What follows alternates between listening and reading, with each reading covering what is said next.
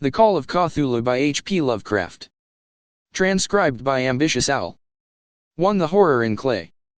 The most merciful thing in the world, I think, is the inability of the human mind to correlate all its contents. We live on a placid island of ignorance in the midst of black seas of infinity, and it was not meant that we should voyage far.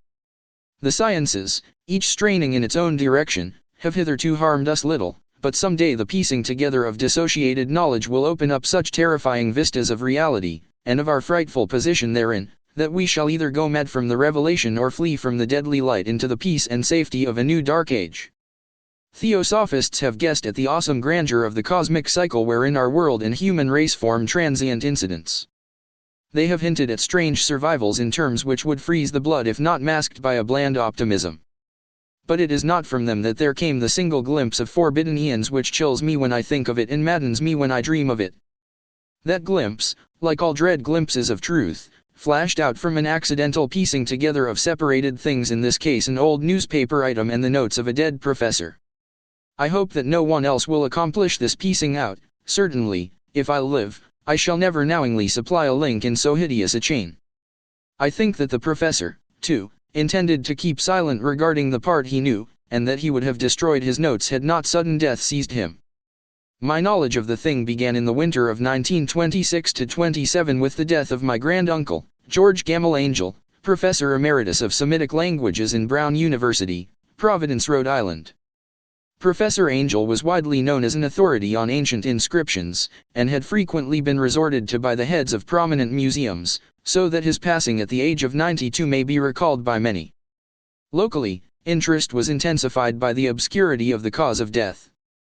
The professor had been stricken whilst returning from the Newport boat, falling suddenly, as witnesses said, after having been jostled by a nautical-looking Negro who had come from one of the queer dark courts on the precipitous hillside which formed a shortcut from the waterfront to the deceased's home in Williams Street. Physicians were unable to find any visible disorder, but concluded after perplexed debate that some obscure lesion of the heart, induced by the brisk ascent of so steep a hill by so elderly a man, was responsible for the end. At the time I saw no reason to dissent from this dictum, but latterly I am inclined to wonder and more than wonder. As my granduncle's heir and executor, for he died a childless widower, I was expected to go over his papers with some thoroughness, and for that purpose moved his entire set of files and boxes to my quarters in Boston. Much of the material which I correlated will be later published by the American Archaeological Society, but there was one box which I found exceedingly puzzling, and which I felt much averse from showing to other eyes. It had been locked, and I did not find the key till it occurred to me to examine the personal ring which the professor carried always in his pocket. Then, indeed, I succeeded in opening it, but when I did so seemed only to be confronted by a greater and more closely locked barrier. For what could be the meaning of the queer clay bas-relief and the disjointed jottings, ramblings, and cuttings which I found? Had my uncle, in his latter years, become credulous of the most superficial impostures? I resolved to search out the eccentric sculptor responsible for this apparent disturbance of an old man's peace of mind. The bas-relief was a rough rectangle less than an inch thick and about 5 by 6 inches in area, obviously of modern origin. Its designs, however, were far from modern in atmosphere and suggestion, for, although the vagaries of Cubism and Futurism are many and wild, they do not often reproduce that cryptic regularity which lurks in prehistoric writing. And writing of some kind the bulk of these designs seemed certainly to be, though my memory, despite much familiarity with the papers and collections of my uncle, failed in any way to identify this particular species, or even hint at its remotest affiliations. Above these apparent hieroglyphics was a figure of evidently pictorial intent, though its impressionistic execution forbade a very clear idea of its nature. It seemed to be a sort of monster, or symbol representing a monster, of a form which only a diseased fancy could conceive. If I say that my somewhat extravagant imagination yielded simultaneous pictures of an octopus, a dragon, and a human caricature, I shall not be unfaithful to the spirit of the thing.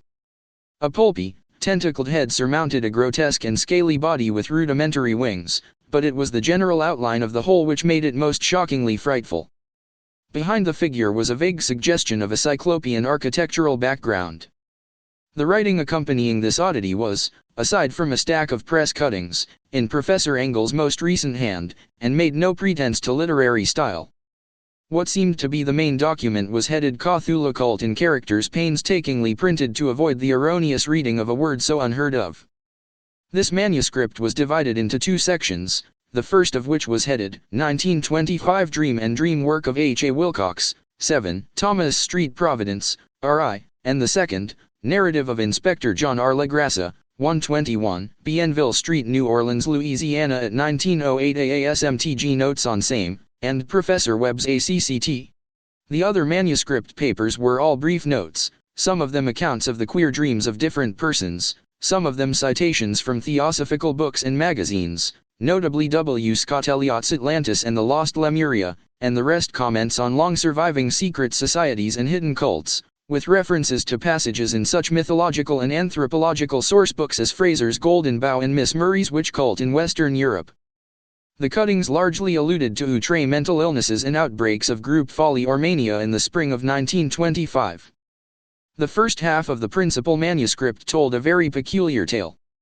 It appears that on March 1, 1925, a thin, dark young man of neurotic and excited aspect had called upon Professor Angel bearing the singular clay bas-relief, which was then exceedingly damp and fresh.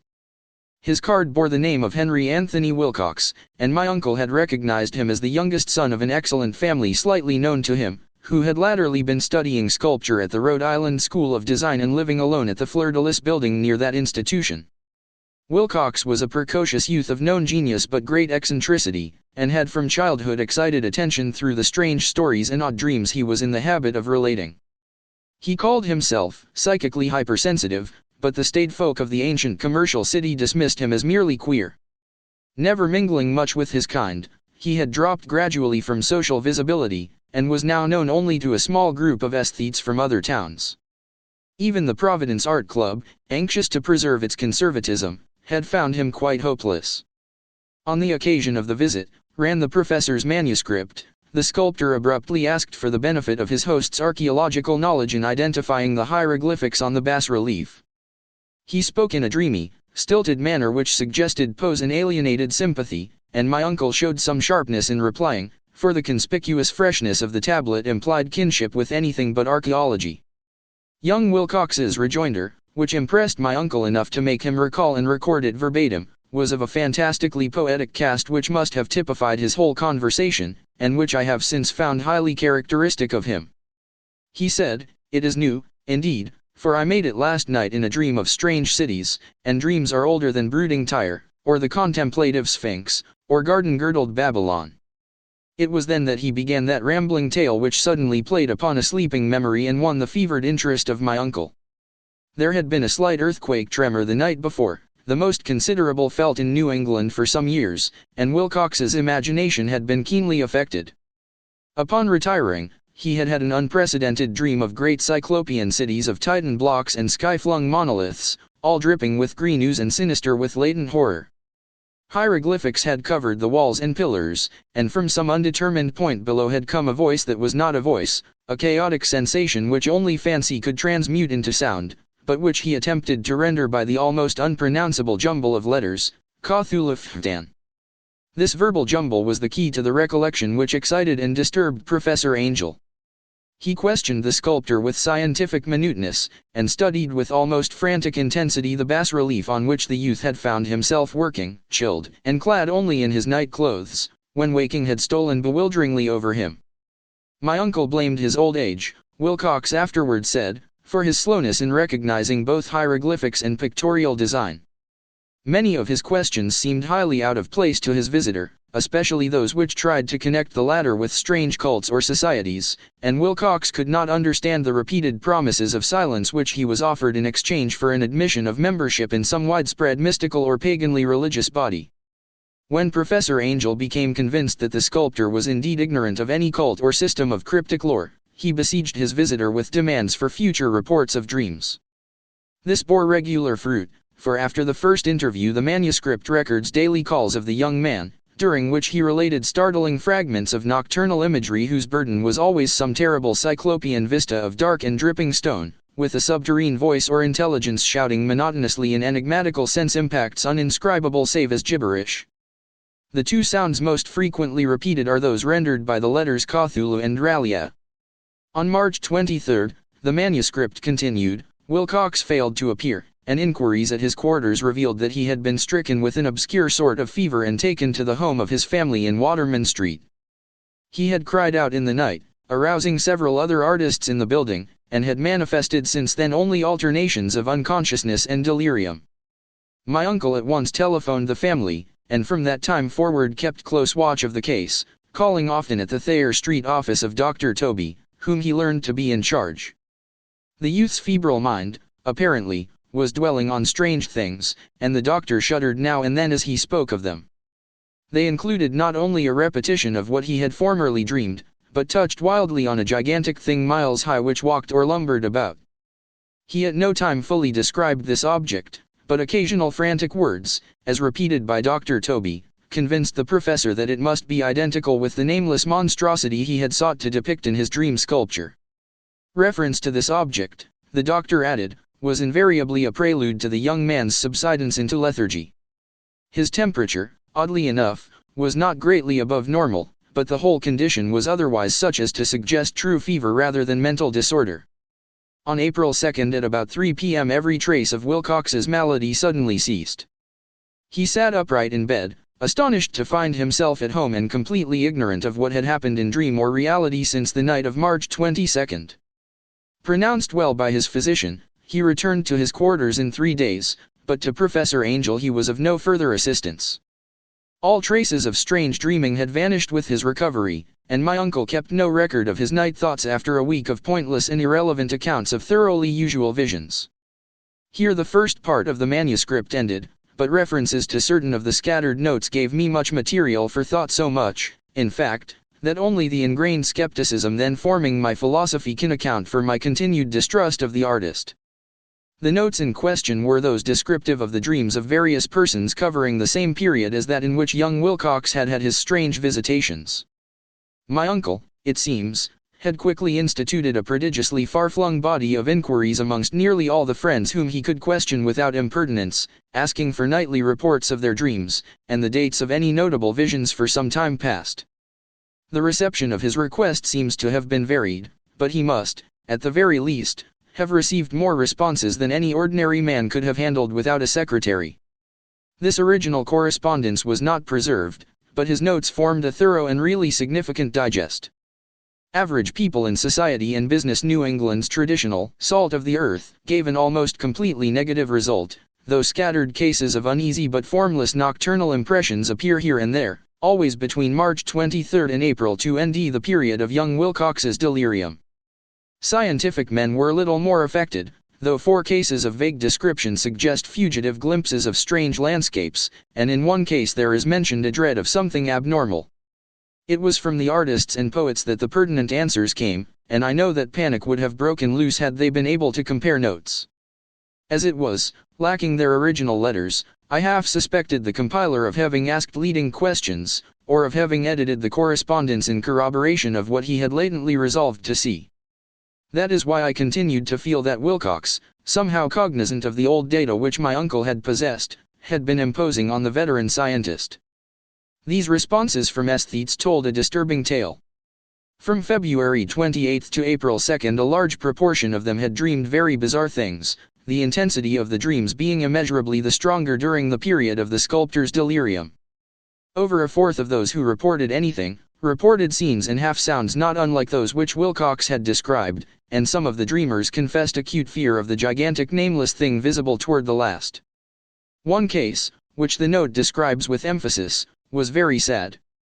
The subject, a widely known architect with leanings toward theosophy and occultism, went violently insane on the date of young Wilcox's seizure, and expired several months later after incessant screamings to be saved from some escaped denizen of hell. Had my uncle referred to these cases by name instead of merely by number, I should have attempted some corroboration and personal investigation, but as it was, I succeeded in tracing down only a few. All of these, however, bore out the notes in full. I have often wondered if all the objects of the professor's questioning felt as puzzled as did this fraction. It is well that no explanation shall ever reach them. The press cuttings, as I have intimated, touched on cases of panic, mania, and eccentricity during the given period. Professor Angel must have employed a cutting bureau, for the number of extracts was tremendous, and the sources scattered throughout the globe. Here was a nocturnal suicide in London, where a lone sleeper had leaped from a window after a shocking cry. Here likewise a rambling letter to the editor of a paper in South America, where a fanatic deduces a dire future from visions he has seen. A dispatch from California describes a theosophist colony as donning white robes en masse for some glorious fulfillment, which never arrives, whilst items from India speak guardedly of serious native unrest toward the end of March. Voodoo orgies multiply in Haiti, and African outposts report ominous mutterings. American officers in the Philippines find certain tribes bothersome about this time, and New York policemen are mobbed by hysterical Levantines on the night of March 22 to 23. The west of Ireland, too, is full of wild rumor and legendary, and a fantastic painter named Ardo Esponot hangs a blasphemous dream landscape in the Paris Spring Salon of 1926.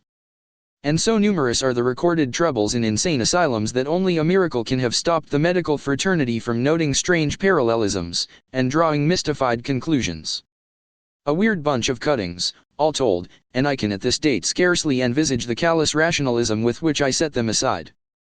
But I was then convinced that young Wilcox had known of the older matters mentioned by the professor. To the tale of Inspector Legrassa. The older matters which had made the sculptor's dream and bas-relief so significant to my uncle formed the subject of the second half of his long manuscript. Once before, it appears, Professor Angel had seen the hellish outlines of the nameless monstrosity, puzzled over the unknown hieroglyphics, and heard the ominous syllables which can be rendered only as Cthulhu, and all this in so stirring and horrible a connection that it is small wonder he pursued young Wilcox with queries and demands for data. This earlier experience had come in 1908, 17 years before, when the American Archaeological Society held its annual meeting in St. Louis.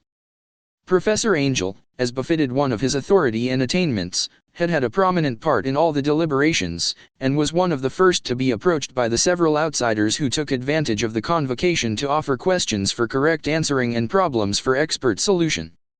The chief of these outsiders, and in a short time the focus of interest for the entire meeting, was a commonplace-looking middle-aged man who had traveled all the way from New Orleans for certain special information unobtainable from any local source.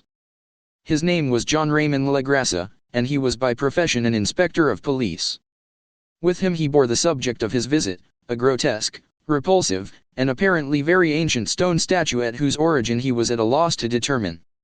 It must not be fancied that Inspector Legrassa had the least interest in archaeology. On the contrary, his wish for enlightenment was prompted by purely professional considerations. The statuette, idol, fetish, or whatever it was, had been captured some months before in the wooded swamps south of New Orleans during a raid on a supposed voodoo meeting, and so singular and hideous were the rites connected with it, that the police could not but realize that they had stumbled on a dark cult totally unknown to them, and infinitely more diabolic than even the blackest of the African voodoo circles. Of its origin, apart from the erratic and unbelievable tales extorted from the captured members, absolutely nothing was to be discovered, hence the anxiety of the police for any antiquarian lore which might help them to place the frightful symbol, and through it track down the cult to its fountainhead. Inspector Legrassa was scarcely prepared for the sensation which his offering created. One sight of the thing had been enough to throw the assembled men of science into a state of tense excitement, and they lost no time in crowding around him to gaze at the diminutive figure whose utter strangeness and air of genuinely abysmal antiquity hinted so potently at unopened and archaic vistas. No recognized school of sculpture had animated this terrible object, yet centuries, and even thousands of years seemed recorded in its dim and greenish surface of unplaceable stone. The figure, which was finally passed slowly from man to man for close and careful study, was between 7 and 8 inches in height, and of exquisitely artistic workmanship. It represented a monster of vaguely anthropoid outline, but with an octopus-like head whose face was a mass of feelers, a scaly, rubbery-looking body, prodigious claws on hind and fore feet, and long, narrow wings behind. This thing, which seemed instinct with a fearsome and unnatural malignancy, was of a somewhat bloated corpulence, and squatted evilly on a rectangular block or pedestal covered with undecipherable characters. The tips of the wings touched the back edge of the block, the seat occupied the center, whilst the long, curved claws of the doubled-up, crouching hind legs gripped the front edge and extended a quarter of the way down toward the bottom of the pedestal. The cephalopod head was bent forward, so that the ends of the facial feelers brushed the backs of huge forepaws which clasped the croucher's elevated knees. The aspect of the whole was abnormally lifelike, and the more subtly fearful because its source was so totally unknown. Its vast, awesome, and incalculable age was unmistakable, yet not one link did it show with any known type of art belonging to civilization's youth or indeed to any other time. Totally separate and apart, its very material was a mystery, for the soapy, greenish-black stone with its golden or iridescent flecks and striations resembled nothing familiar to geology or mineralogy. The characters along the base were equally baffling, and no member present, despite a representation of half the world's expert learning in this field, could form the least notion of even their remotest linguistic kinship. They, like the subject and material, belonged to something horribly remote and distinct from mankind as we know it, something frightfully suggestive of old and unhallowed cycles of life in which our world and our conceptions have no part. And yet, as the members severally shook their heads and confessed defeat at the inspector's problem, there was one man in that gathering who suspected a touch of bizarre familiarity in the monstrous shape and writing, and who presently told with some diffidence of the odd trifle he knew. This person was the late William Channing Webb, professor of anthropology in Princeton University, and an explorer of no slight note. Professor Webb had been engaged, 48 years before, in a tour of Greenland and Iceland in search of some runic inscriptions which he failed to unearth, and whilst high up on the West Greenland coast had encountered a singular tribe or cult of degenerate Eskimos whose religion, a curious form of devil worship, chilled him with its deliberate bloodthirstiness and repulsiveness. It was a faith of which other Eskimos knew little, and which they mentioned only with shudders, saying that it had come down from horribly ancient eons before ever the world was made. Besides nameless rites and human sacrifices, there were certain queer hereditary rituals addressed to a supreme elder devil or Tornasuk, and of this Professor Webb had taken a careful phonetic copy from an aged Angakok or wizard priest, expressing the sounds in Roman letters as best he knew how. But just now of prime significance was the fetish which this cult had cherished, and around which they danced when the aurora leaped high over the ice cliffs. It was, the professor stated, a very crude bas-relief of stone, comprising a hideous picture and some cryptic writing. And as far as he could tell, it was a rough parallel in all essential features of the bestial thing now lying before the meeting. These data, received with suspense and astonishment by the assembled members, proved doubly exciting to Inspector Legrassa, and he began at once to ply his informant with questions. Having noted and copied an oral ritual among the swamp cult worshippers his men had arrested, he besought the professor to remember as best he might the syllables taken down amongst the diabolist Eskimos. There then followed an exhaustive comparison of details, and a moment of really odd silence when both detective and scientist agreed on the virtual identity of the phrase common to two hellish rituals so many worlds of distance apart. What, in substance, both the Eskimo wizards and the Louisiana swamp priests had chanted to their kindred idols was something very like this, the word divisions being guessed at from traditional breaks in the phrase as chanted aloud. Phn glui mglw naf Cthulhu ralia, uganaglfdan. Legrassa had 1 point in advance of Professor Webb, for several among his mongrel prisoners had repeated to him what older celebrants had told them the words meant. This text, as given, ran something like this. In his house at Ralia, dead Cthulhu waits dreaming. And now, in response to a general urgent demand, Inspector Legrassa related as fully as possible his experience with the swamp worshippers, telling a story to which I could see my uncle attached profound significance. It savored of the wildest dreams of mythmaker and theosophist, and disclosed an astonishing degree of cosmic imagination among such half-castes and pariahs as might be least expected to possess it. On November 1, 1907, there had come to New Orleans police a frantic summons from the swamp and lagoon country to the south. The squatters there, mostly primitive but good-natured descendants of Lafitte's men, were in the grip of stark terror from an unknown thing which had stolen upon them in the night. It was voodoo, apparently, but voodoo of a more terrible sort than they had ever known, and some of their women and children had disappeared since the malevolent tom-tom had begun its incessant beating far within the black haunted woods where no dweller ventured. There were insane shouts and harrowing screams, soul-chilling chants, and dancing devil flames, and, the frightened messenger added, the people could stand it no more. So a body of 20 police, filling 2 carriages and an automobile, had set out in the late afternoon with the shivering squatter as a guide.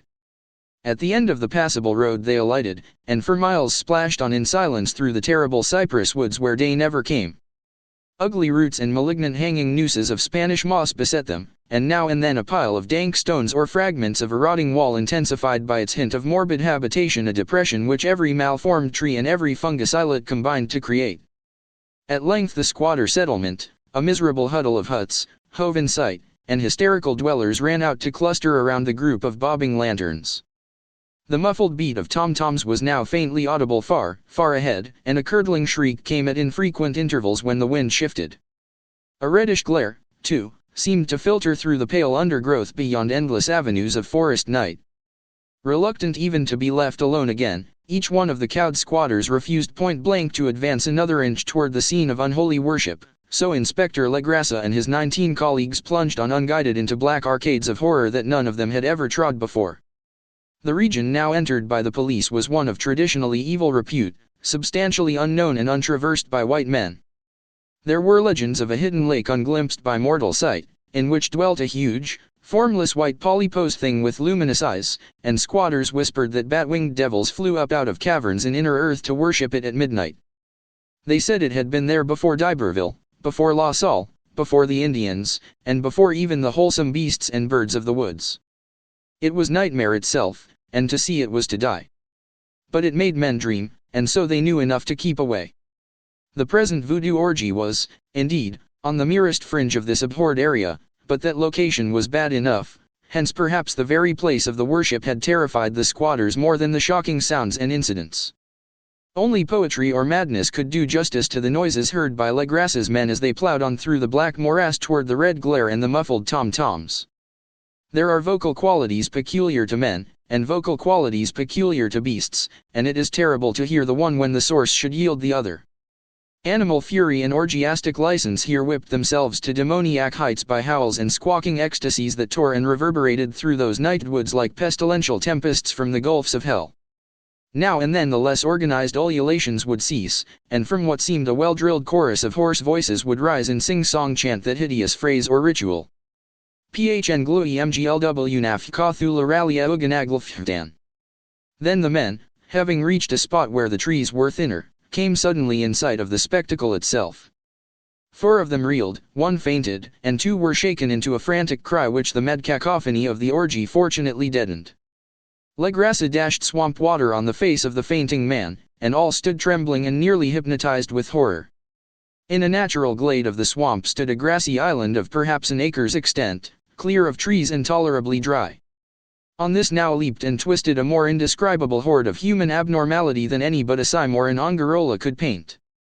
Void of clothing, this hybrid spawn were braying, bellowing and writhing about a monstrous ring-shaped bonfire, in the center of which, revealed by occasional rifts in the curtain of flame, stood a great granite monolith some 8 feet in height, on top of which, incongruous in its diminutiveness, rested the noxious carven statuette. From a wide circle of 10 scaffolds set up at regular intervals with the flame-girt monolith as a center hung, head downward, the oddly marred bodies of the helpless squatters who had disappeared. It was inside this circle that the ring of worshippers jumped and roared, the general direction of the mass motion being from left to right in endless bacchanals between the ring of bodies and the ring of fire. It may have been only imagination and it may have been only echoes which induced one of the men, an excitable Spaniard, to fancy he heard antiphonal responses to the ritual from some far and unillumined spot deeper within the wood of ancient legendary and horror. This man, Joseph D. Galvez, I later met and questioned, and he proved distractingly imaginative.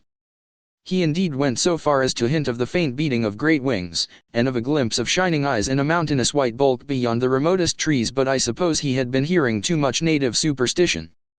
Actually, the horrified pause of the men was of comparatively brief duration. Duty came first, and although there must have been nearly 100 mongrel celebrants in the throng, the police relied on their firearms and plunged determinately into the nauseous rout. For 5 minutes the resultant din and chaos were beyond description.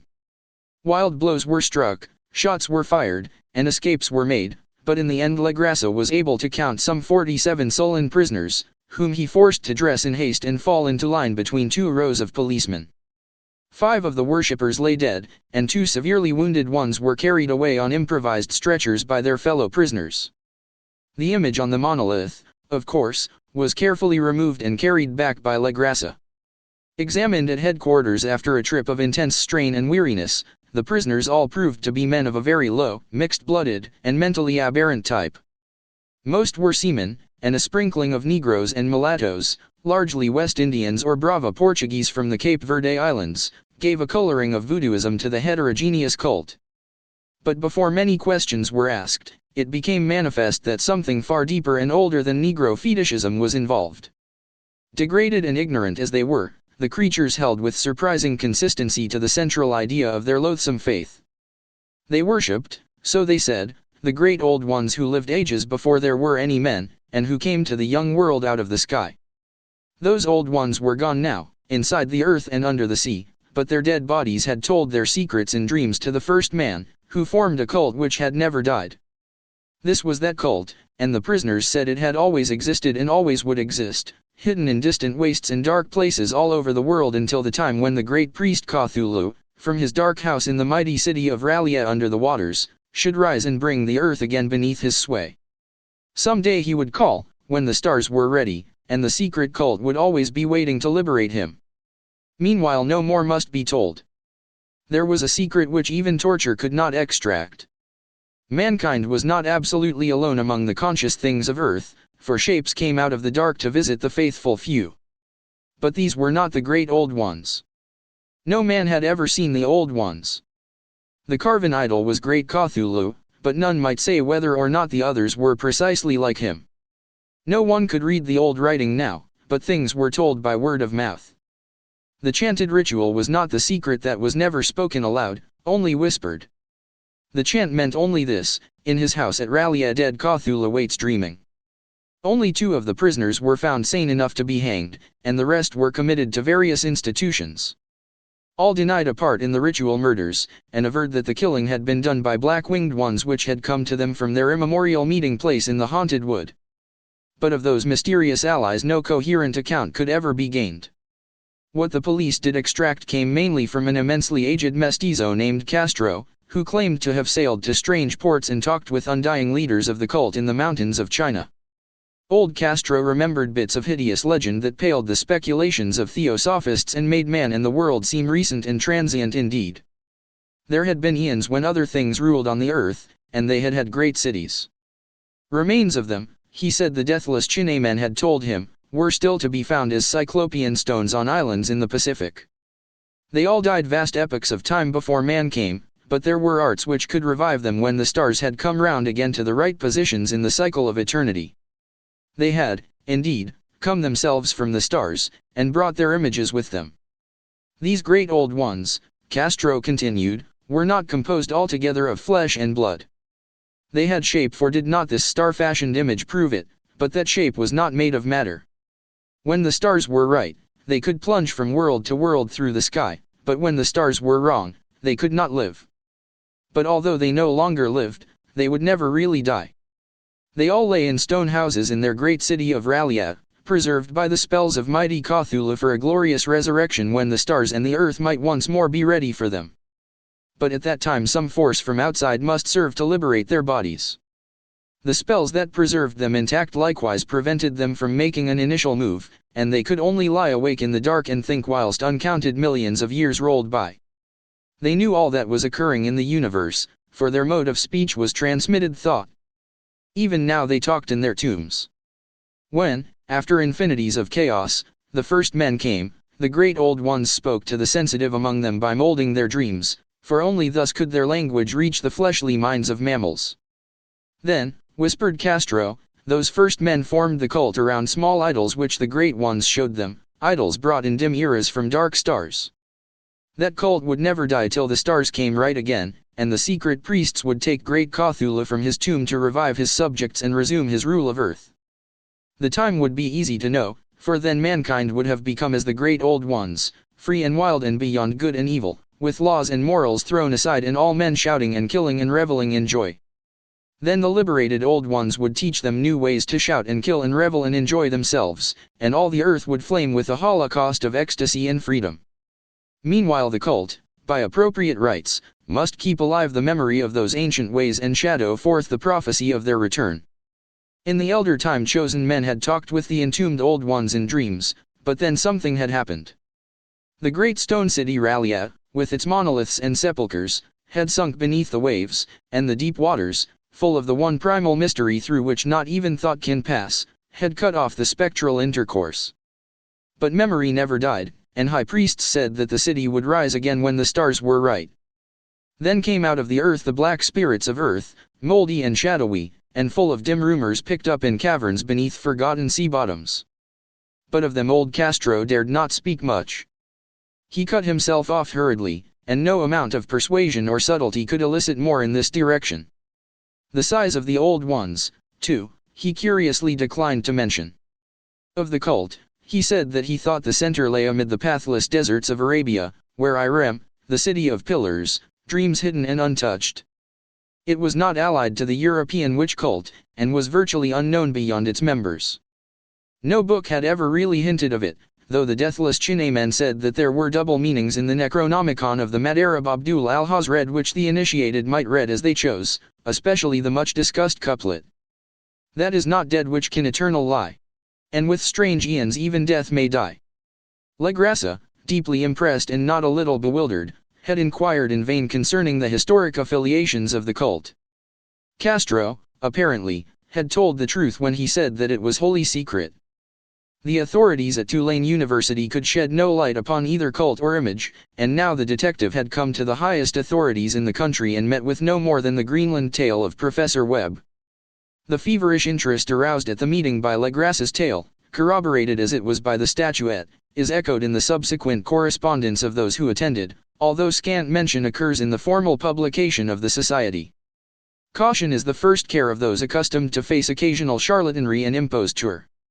Legrassa for some time lent the image to Professor Webb, but at the latter's death it was returned to him and remains in his possession, where I viewed it not long ago. It is truly a terrible thing, and unmistakably akin to the dream sculpture of young Wilcox. That my uncle was excited by the tale of the sculptor I did not wonder, for what thoughts must arise upon hearing, after a knowledge of what Legrassa had learned of the cult, of a sensitive young man who had dreamed not only the figure and exact hieroglyphics of the swamp-found image and the Greenland devil tablet, but had come in his dreams upon at least 3 of the precise words of the formula uttered alike by Eskimo diabolists and mongrel Louisianans? Professor Engel's instant start on an investigation of the utmost thoroughness was eminently natural, though privately I suspected young Wilcox of having heard of the cult in some indirect way, and of having invented a series of dreams to heighten and continue the mystery at my uncle's expense. The dream narratives and cuttings collected by the professor were, of course, strong corroboration, but the rationalism of my mind and the extravagance of the whole subject led me to adopt what I thought the most sensible conclusions. So, after thoroughly studying the manuscript again and correlating the theosophical and anthropological notes with the cult narrative of Legrassa, I made a trip to Providence to see the sculptor and give him the rebuke I thought proper for so boldly imposing upon a learned and aged man. Wilcox still lived alone in the Fleur-de-Lis building in Thomas Street, a hideous Victorian imitation of 17th-century Breton architecture which flaunts its stuccoed front amidst the lovely colonial houses on the ancient hill, and under the very shadow of the finest Georgian steeple in America. I found him at work in his rooms, and at once conceded from the specimens scattered about that his genius is indeed profound and authentic. He will, I believe, be heard from sometime as one of the great decadents, for he has crystallized in clay and will one day mirror in marble those nightmares and fantasies which Arthur Machen evokes in prose, and Clark Ashton Smith makes visible in verse and in painting. Dark, frail, and somewhat unkempt in aspect, he turned languidly at my knock and asked me my business without rising. When I told him who I was, he displayed some interest, for my uncle had excited his curiosity in probing his strange dreams, yet had never explained the reason for the study. I did not enlarge his knowledge in this regard, but sought with some subtlety to draw him out. In a short time I became convinced of his absolute sincerity, for he spoke of the dreams in a manner none could mistake. They and their subconscious residuum had influenced his art profoundly, and he showed me a morbid statue whose contours almost made me shake with the potency of its black suggestion. He could not recall having seen the original of this thing except in his own dream bas-relief, but the outlines had formed themselves insensibly under his hands. It was, no doubt, the giant shape he had raved of in delirium. That he really knew nothing of the hidden cult, save from what my uncle's relentless catechism had let fall, he soon made clear, and again I strove to think of some way in which he could possibly have received the weird impressions. He talked of his dreams in a strangely poetic fashion, making me see with terrible vividness the damp cyclopean city of slimy green stone whose geometry, he oddly said, was all wrong, and here with frightened expectancy the ceaseless, half-mental calling from underground, Cthulhu, Cthulhu. These words had formed part of that dread ritual which told of dead Cthulhu's dream vigil in his stone vault at Ralliat, and I felt deeply moved despite my rational beliefs. Wilcox, I was sure, had heard of the cult in some casual way, and had soon forgotten it amidst the mass of his equally weird reading and imagining. Later, by virtue of its sheer impressiveness, it had found subconscious expression in dreams, in the bas-relief, and in the terrible statue I now beheld, so that his imposture upon my uncle had been a very innocent one. The youth was of a type, at once slightly affected and slightly ill-mannered, which I could never like, but I was willing enough now to admit both his genius and his honesty. I took leave of him amicably, and wish him all the success his talent promises. The matter of the cult still remained to fascinate me, and at times I had visions of personal fame from researches into its origin and connections. I visited New Orleans, talked with Legrassa and others of that old-time raiding party, saw the frightful image, and even questioned such of the mongrel prisoners as still survived. Old Castro, unfortunately, had been dead for some years. What I now heard so graphically at first hand, though it was really no more than a detailed confirmation of what my uncle had written, excited me afresh, for I felt sure that I was on the track of a very real, very secret, and very ancient religion whose discovery would make me an anthropologist of note. My attitude was still one of absolute materialism, as I wish it still were, and I discounted with almost inexplicable perversity the coincidence of the dream notes and odd cuttings collected by Professor Angel. One thing which I began to suspect, and which I now fear I know, is that my uncle's death was far from natural. He fell on a narrow hill street leading up from an ancient waterfront swarming with foreign mongrels, after a careless push from a Negro sailor. I did not forget the mixed blood and marine pursuits of the cult members in Louisiana, and would not be surprised to learn of secret methods and poison needles as ruthless and as anciently known as the cryptic rites and beliefs. Legrassa and his men, it is true, have been let alone, but in Norway a certain seaman who saw things as dead. Might not the deeper inquiries of my uncle after encountering the sculptor's data have come to sinister ears? I think Professor Angel died because he knew too much, or because he was likely to learn too much. Whether I shall go as he did remains to be seen, for I have learned much now. 3. The madness from the sea. If heaven ever wishes to grant me a boon, it will be a total effacing of the results of a mere chance which fixed my eye on a certain stray piece of shelf paper. It was nothing on which I would naturally have stumbled in the course of my daily round, for it was an old number of an Australian journal, Sydney Bulletin for April 18, 1925. It had escaped even the cutting bureau which had at the time of its issuance been avidly collecting material for my uncle's research. I had largely given over my inquiries into what Professor Angel called the Cthulhu cult, and was visiting a learned friend of Paterson, New Jersey, the curator of a local museum and a mineralogist of note. Examining one day the reserve specimens roughly set on the storage shelves in a rear room of the museum, my eye was caught by an odd picture in one of the old papers spread beneath the stones. It was the Sydney Bulletin I have mentioned, for my friend has wide affiliations in all conceivable foreign parts, and the picture was a half-tone cut of a hideous stone image almost identical with that which Legrassa had found in the swamp. Eagerly clearing the sheet of its precious contents, I scanned the item in detail, and was disappointed to find it of only moderate length. What it suggested, however, was of portentous significance to my flagging quest, and I carefully tore it out for immediate action. It read as follows. Mystery derelict found at sea. Vigilant arrives with helpless armed New Zealand yacht in tow. One survivor and dead man found aboard. Tale of desperate battle and deaths at sea. Rescued seaman refuses particulars of strange experience. Odd idol found in his possession. Inquiry to follow. The Morrison Co.'s freighter Vigilant, bound from Valparaiso, arrived this morning at its wharf in Darling Harbor, having in tow the battled and disabled but heavily armed steam yacht Alert of Dunedin, NZ, which was sighted April 12 in S latitude 34 degrees 21 minutes, W longitude 152 degrees 17 minutes, with one living and one dead man aboard. The Vigilant left Valparaiso March 25, and on April 2 was driven considerably south of her course by exceptionally heavy storms and monster waves.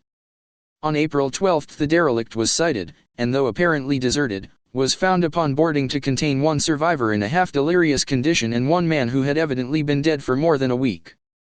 The living man was clutching a horrible stone idol of unknown origin, about a foot in height, regarding whose nature authorities at Sydney University, the Royal Society, and the museum in College Street all profess complete bafflement, and which the survivor says he found in the cabin of the yacht, in a small carved shrine of common pattern. This man, after recovering his senses, told an exceedingly strange story of piracy and slaughter. He is Gustav Johansen, a Norwegian of some intelligence, and had been second mate of the two-masted schooner Emma of Auckland, which sailed for Callao February 20, with a complement of 11 men. The Emma, he says, was delayed and thrown widely south of her course by the great storm of March 1, and on March 2, in S latitude 49 degrees 51 minutes, W longitude 128 degrees 34 minutes, encountered the Alert, manned by a queer and evil-looking crew of Canucks and half-castes. Being ordered peremptorily to turn back, Capt. Collins refused, whereupon the strange crew began to fire savagely and without warning upon the schooner with a peculiarly heavy batter of brass cannon forming part of the yacht's equipment. The Emma's men showed fight, says the survivor, and though the schooner began to sink from shots beneath the waterline they managed to heave alongside their enemy and board her, grappling with the savage crew on the yacht's deck, and being forced to kill them all, the number being slightly superior, because of their particularly abhorrent and desperate though rather clumsy mode of fighting. 3 of the Emma's men, including Capt.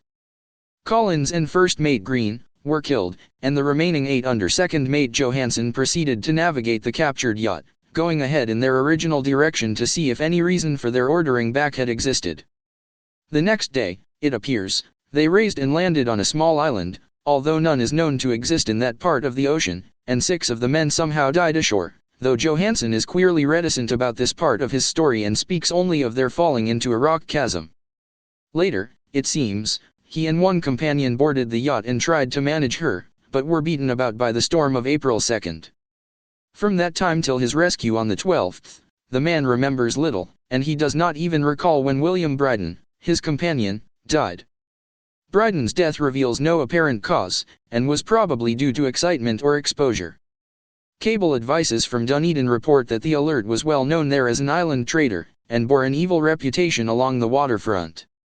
It was owned by a curious group of half-castes whose frequent meetings and night trips to the woods attracted no little curiosity, and it had set sail in great haste just after the storm and earth tremors of March 1. Our Auckland correspondent gives the Emma and her crew an excellent reputation, and Johansen is described as a sober and worthy man. The Admiralty will institute an inquiry on the whole matter beginning tomorrow, at which every effort will be made to induce Johansen to speak more freely than he has done hitherto. This was all, together with the picture of the hellish image, but what a train of ideas it started in my mind. Here were new treasuries of data on the Cthulhu cult, and evidence that it had strange interests at sea as well as on land. What motive prompted the hybrid crew to order back the Emma as they sailed about with their hideous idol? What was the unknown island on which 6 of the Emma's crew had died, and about which the mate Johansen was so secretive? What had the Vice Admiralty's investigation brought out, and what was known of the noxious cult in Dunedin? And most marvelous of all, what deep and more than natural linkage of dates was this which gave a malign and now undeniable significance to the various turns of events so carefully noted by my uncle? March 1 Str February 28. According to the international dateline, the earthquake and storm had come. From Dunedin the Alert and her noisome crew had darted eagerly forth as if imperiously summoned, and on the other side of the earth poets and artists had begun to dream of a strange, dank cyclopean city, whilst a young sculptor had molded in his sleep the form of the dreaded Cthulhu. March 23. The crew of the Emma landed on an unknown island and left 6 men dead, and on that date the dreams of sensitive men assumed a heightened vividness and darkened with dread of a giant monster's malign pursuit, whilst an architect had gone mad and a sculptor had lapsed suddenly into delirium. And what of this storm of April 2nd, the date on which all dreams of the dank city ceased, and Wilcox emerged unharmed from the bondage of strange fever? What of all this and of those hints of old Castro about the sunken, star-born old ones and their coming reign, their faithful cult and their mastery of dreams? Was I tottering on the brink of cosmic horrors beyond man's power to bear? If so, they must be horrors of the mind alone, for in some way the 2nd of April had put a stop to whatever monstrous menace had begun its siege of mankind's soul. That evening, after a day of hurried cabling and arranging, I bade my host adieu and took a train for San Francisco. In less than a month I was in Dunedin, where, however, I found that little was known of the strange cult members who had lingered in the old sea taverns. Waterfront scum was far too common for special mention, though there was vague talk about one inland trip these mongrels had made, during which faint drumming and red flame were noted on the distant hills. In Auckland I learned that Johansen had returned with yellow hair turned white after a perfunctory and inconclusive questioning at Sydney, and had thereafter sold his cottage in West Street and sailed with his wife to his old home in Oslo. Of his stirring experience he would tell his friends no more than he had told the Admiralty officials, and all they could do was to give me his Oslo address. After that I went to Sydney and talked profitlessly with seamen and members of the Vice-Admiralty Court. I saw the Alert, now sold and in commercial use, at Circular Quay in Sydney Cove, but gained nothing from its non-committal bulk. The crouching image with its cuttlefish head, dragon body, scaly wings, and hieroglyphed pedestal, was preserved in the museum at Hyde Park, and I studied it long and well, finding it a thing of balefully exquisite workmanship, and with the same utter mystery, terrible antiquity, and unearthly strangeness of material which I had noted in Legrasse's smaller specimen. Geologists, the curator told me, had found it a monstrous puzzle, for they vowed that the world held no rock like it. Then I thought with a shudder of what old Castro had told Legrasse about the primal great ones. They had come from the stars, and had brought their images with them. Shaken with such a mental revolution as I had never before known, I now resolved to visit mate Johansen in Oslo. Sailing for London, I re-embarked at once for the Norwegian capital, and one autumn day landed at the trim wharves in the shadow of the Idgeberg. Johansen's address, I discovered, lay in the old town of King Harald Hardrada, which kept alive the name of Oslo during all the centuries that the greater city masqueraded as Christiania. I made the brief trip by taxicab, and knocked with palpitant heart at the door of a neat and ancient building with plastered front. A sad-faced woman in black answered my summons, and I was stung with disappointment when she told me in halting English that Gustav Johansen was no more. He had not long survived his return, said his wife, for the doings at sea in 1925 had broken him. He had told her no more than he had told the public, but had left a long manuscript of technical matters, as he said, written in English, evidently in order to safeguard her from the peril of casual perusal. During a walk through a narrow lane near the Gothenburg dock, a bundle of papers falling from an attic window had knocked him down.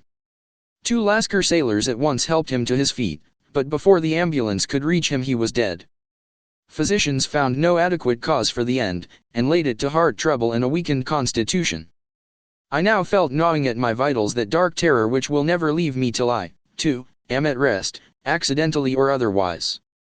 Persuading the widow that my connection with her husband's technical matters was sufficient to entitle me to his manuscript, I bore the document away and began to read it on the London boat.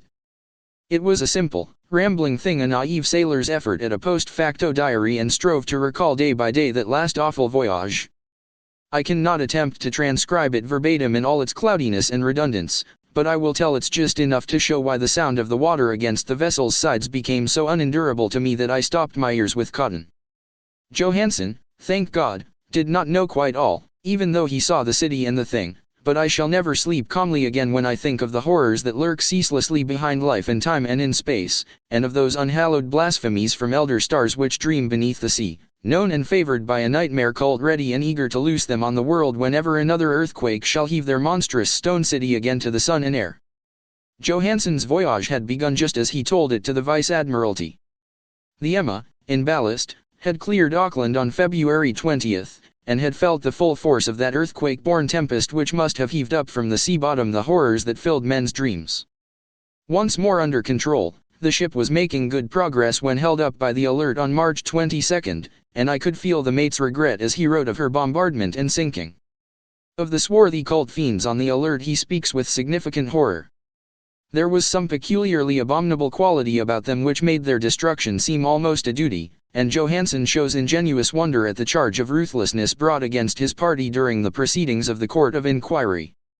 Then, driven ahead by curiosity in their captured yacht under Johansen's command, the men sight a great stone pillar sticking out of the sea, and in S latitude 47 degrees 9 minutes, W longitude 126 degrees 43 minutes come upon a coastline of mingled mud, ooze, and weedy cyclopean masonry which can be nothing less than the tangible substance of Earth's supreme terror, the nightmare corpse city of Raliat, that was built in measureless eons behind history by the vast, loathsome shapes that seeped down from the dark stars. There lay great Cthulhu and his hordes, hidden in green slimy vaults and sending out at last, after cycles incalculable, the thoughts that spread fear to the dreams of the sensitive and called imperiously to the faithful to come on a pilgrimage of liberation and restoration. All this Johansen did not suspect, but God knows he soon saw enough. I suppose that only a single mountain top, the hideous monolith-crowned citadel whereon great Cthulhu was buried, actually emerged from the waters. When I think of the extent of all that may be brooding down there, I almost wish to kill myself forthwith. Johansen and his men were awed by the cosmic majesty of this dripping Babylon of elder demons, and must have guessed without guidance that it was nothing of this or of any sane planet. Awe at the unbelievable size of the greenish stone blocks, at the dizzying height of the great carven monolith, and at the stupefying identity of the colossal statues and bas-reliefs with the queer image found in the shrine on the alert, is poignantly visible in every line of the mate's frightened description. Without knowing what futurism is like, Johansen achieved something very close to it when he spoke of the city, for instead of describing any definite structure or building, he dwells only on the broad impressions of vast angles and stone surfaces too great to belong to anything right or proper for this earth, and impious with horrible images and hieroglyphs. I mention his talk about angles because it suggests something Wilcox had told me of his awful dreams. He had said that the geometry of the dream place he saw was abnormal, non-Euclidean, and loathsomely redolent of spheres and dimensions apart from ours. Now an unlettered seaman felt the same thing whilst gazing at the terrible reality. Johansen and his men landed at a sloping mud bank on this monstrous acropolis, and clambered slipperily up over titan oozy blocks which could have been no mortal staircase. The very sun of heaven seemed distorted when viewed through the polarizing miasma welling out from this sea-soaked perversion, and twisted menace and suspense lurked leeringly in those crazily elusive angles of carven rock where a second glance showed concavity after the first showed convexity. Something very like fright had come over all the explorers before anything more definite than rock and ooze and weed was seen. Each would have fled had he not feared the scorn of the others, and it was only half-heartedly that they searched vainly, as it proved, for some portable souvenir to bear away. It was Rodriguez the Portuguese who climbed up the foot of the monolith and shouted of what he had found. The rest followed him, and looked curiously at the immense carved door with the now familiar squid dragon bas-relief. It was, Johansen said, like a great barn door, and they all felt that it was a door because of the ornate lintel, threshold, and jambs around it, though they could not decide whether it lay flat like a trap door or slantwise like an outside cellar door. As Wilcox would have said, the geometry of the place was all wrong. One could not be sure that the sea and the ground were horizontal, hence the relative position of everything else seemed phantasmally variable. Bryden pushed at the stone in several places without result. Then Donovan felt over it delicately around the edge, pressing each point separately as he went. He climbed interminably along the grotesque stone molding that is, one would call it climbing if the thing was not after all horizontal, and the men wondered how any door in the universe could be so vast. Then, very softly, and slowly, the acre-great panel began to give inward at the top, and they saw that it was balanced. Donovan slid or somehow propelled himself down or along the jamb and rejoined his fellows, and everyone watched the queer recession of the monstrously carven portal. In this fantasy of prismatic distortion it moved anomalously in a diagonal way, so that all the rules of matter and perspective seemed upset. The aperture was black with a darkness almost material. That tenebrousness was indeed a positive quality, for it obscured such parts of the inner walls as ought to have been revealed, and actually burst forth like smoke from its eon-long imprisonment, visibly darkening the sun as it slunk away into the shrunken and gibbous sky on flapping membranous wings. The odor arising from the newly opened depths was intolerable, and at length the quick-eared Hawkins thought he heard a nasty, slopping sound down there. Everyone listened, and everyone was listening still when it lumbered slobberingly into sight and gropingly squeezed its gelatinous green immensity through the black doorway into the tainted outside air of that poison city of madness. Poor Johansen's handwriting almost gave out when he wrote of this. Of the 6 men who never reached the ship, he thinks 2 perished of pure fright in that accursed instant.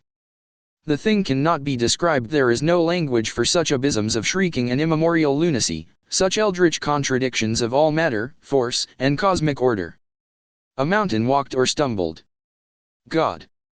What wonder that across the earth a great architect went mad, and poor Wilcox raved with fever in that telepathic instant. The thing of the idols, the green, sticky spawn of the stars, had awaked to claim his own. The stars were right again, and what an age-old cult had failed to do by design, a band of innocent sailors had done by accident. After vigintillions of years great Cthulhu was loose again, and ravening for delight. 3 men were swept up by the flabby claws before anybody turned. God rest them, if there be any rest in the universe. They were Donovan, Guerrera, and Angstrom. Parker slipped as the other 3 were plunging frenziedly over endless vistas of green-crusted rock to the boat, and Johansen swears he was swallowed up by an angle of masonry which shouldn't have been there, an angle which was acute, but behaved as if it were obtuse. So only Bryden and Johansen reached the boat, and pulled desperately for the alert as the mountainous monstrosity flopped down the slimy stones and hesitated floundering at the edge of the water. Steam had not been suffered to go down entirely, despite the departure of all hands for the shore, and it was the work of only a few moments of feverish rushing up and down between wheels and engines to get the alert underway. Slowly, amidst the distorted horrors of that indescribable scene, she began to churn the lethal waters, whilst on the masonry of that charnel shore that was not of earth the titan thing from the stars slavered and gibbered like Polypheme cursing the fleeing ship of Odysseus. Then, bolder than the storied Cyclops, great Cthulhu slid greasily into the water and began to pursue with vast wave-raising strokes of cosmic potency. Bryden looked back and went mad, laughing shrilly as he kept on laughing at intervals till death found him one night in the cabin whilst Johansen was wandering deliriously. But Johansen had not given out yet. Knowing that the thing could surely overtake the alert until steam was fully up, he resolved on a desperate chance, and, setting the engine for full speed, ran lightning-like on deck and reversed the wheel. There was a mighty eddying and foaming in the noisome brine, and as the steam mounted higher and higher the brave Norwegian drove his vessel head-on against the pursuing jelly which rose above the unclean froth like the stern of a demon galleon. The awful squid head with writhing feelers came nearly up to the bowsprit of the sturdy yacht, but Johansen drove on relentlessly. There was a bursting as of an exploding bladder, a slushy nastiness as of a cloven sunfish, a stench as of 1,000 opened graves, and a sound that the chronicler would not put on paper. For an instant the ship was befouled by an acrid and blinding green cloud, and then there was only a venomous seething astern, where God in heaven, the scattered plasticity of that nameless sky spawn was nebulously recombining in its hateful original form, whilst its distance widened every second as the alert gained impetus from its mounting steam. That was all. After that Johansen only brooded over the idol in the cabin and attended to a few matters of food for himself and the laughing maniac by his side. He did not try to navigate after the first bold flight, for the reaction had taken something out of his soul. Then came the storm of April 2nd, and a gathering of the clouds about his consciousness. There is a sense of spectral whirling through liquid gulfs of infinity, of dizzying rides through reeling universes on a comet's tail, and of hysterical plunges from the pit to the moon and from the moon back again to the pit, all livened by a cachinnating chorus of the distorted, hilarious elder gods and the green, bat-winged mocking imps of Tartarus. Out of that dream came rescue the vigilant, the Vice-Admiralty Court, the streets of Dunedin, and the long voyage back home to the old house by the Idgeberg. He could not tell they would think him mad. He would write of what he knew before death came, but his wife must not guess. Death would be a boon if only it could blot out the memories. That was the document I read, and now I have placed it in the tin box beside the bas-relief and the papers of Professor Angel. With it shall go this record of mine, this test of my own sanity, wherein is pieced together that which I hope may never be pieced together again. I have looked upon all that the universe has to hold of horror, and even the skies of spring and the flowers of summer must ever afterward be poison to me. But I do not think my life will be long. As my uncle went, as poor Johansen went, so I shall go. I know too much, and the cult still lives. Cthulhu still lives, too, I suppose, again in that chasm of stone which has shielded him since the sun was young. His accursed city is sunken once more, for the Vigilant sailed over the spot after the April storm, but his ministers on earth still bellow and prance and slay around idol-capped monoliths in lonely places. He must have been trapped by the sinking whilst within his black abyss, or else the world would by now be screaming with fright and frenzy. Who knows the end? What has risen may sink, and what has sunk may rise. Loathsomeness waits and dreams in the deep, and decay spreads over the tottering cities of men. A time will come, but I must not and cannot think. Let me pray that, if I do not survive this manuscript, my executors may put caution before audacity and see that it meets no other eye.